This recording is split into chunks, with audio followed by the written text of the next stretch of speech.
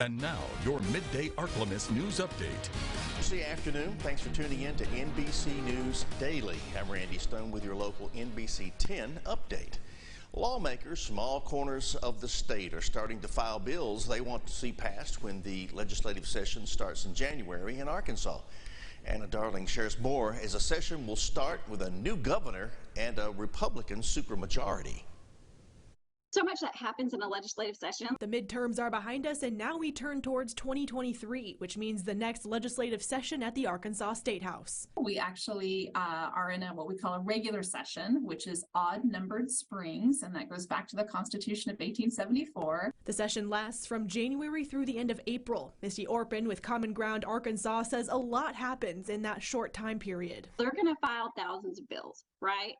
That doesn't mean that they're all going to get passed into laws. Now is the time that legislators can file bills early. As of Monday, 12 bills had been filed, ranging from health reform to tax credits to public safety. You know, that's a cornerstone of what the incoming governor, Sarah Huckabee Sanders, has talked a whole lot about, is public safety. And so the first bills were about sentencing reform and parole reform. U of A political science professor Janine Perry says now is an interesting time in Arkansas politics when you consider the state's history. We're basically back to where we were in the 1990s in terms of how lopsided the party distribution is. Except now Republicans have that supermajority, which Perry says can lead to divisions with how the party moves forward. Really socially conservative Republicans might run up against the more economic and practical Republicans, because when you got an umbrella, I guess a team that big, you see some sort of fissures. Both Perry and Orpin say now is an important time for people to stay plugged in to state politics. Because the truth is that most public policy in most states, including Arkansas, is about to happen right now. It is so important to hold our state leaders accountable because so much is delegated to the states that impacts their everyday lives. Well, the Ouachita Parish Police Jury takes a vote for the purchase of a new Ouachita Parish Library main branch building instead of renovating the existing branch.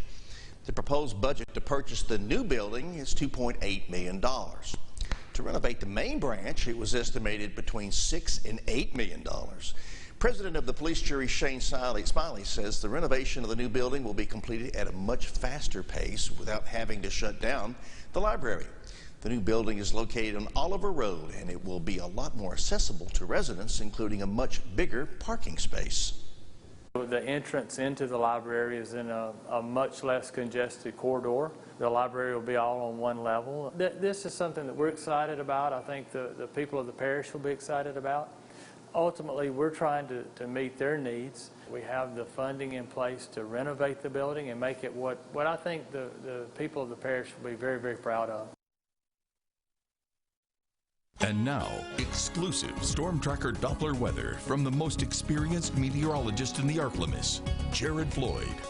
Still have a little bit of trapped moisture in the southern parishes through the morning hours, but most of that will press off to the east as we go through the day, and we should see some sunshine. Daytime highs reaching the low end of the 60s. Some spots may get stopped near 60 degrees, but with mostly sunny to partly cloudy skies through the afternoon, at least some clearing from the cloudy, gloomy conditions we've seen over the last few days. Lows tonight near 40. Again, the occasional cloud cover. Not necessarily seeing an increase in cloud cover, but a little bit more consistent through the overnight hours. And again, winds generally staying calm. And that's all leading to an increase in cloud cover ahead of a storm system that is poorly timed, but brings some very beneficial rain to the area. Obviously, still in drought conditions for many spots. So to see a big soaker rain-wise and avoid the severe weather aspects, that would be good news. And it does look like the severe weather aspects are fairly low with this system. Downside is it could bring some periods of heavy rainfall just in time for Thanksgiving Day and Black Friday, which is, of course, a big high school football weekend as well, including some games scheduled for Friday.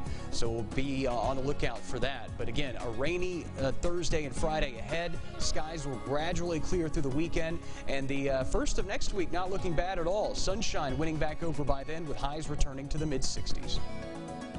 And even with all that rain for Thanksgiving, let's all have thankful hearts this week. That's it for your local news update. NBC News Daily continues now. God bless.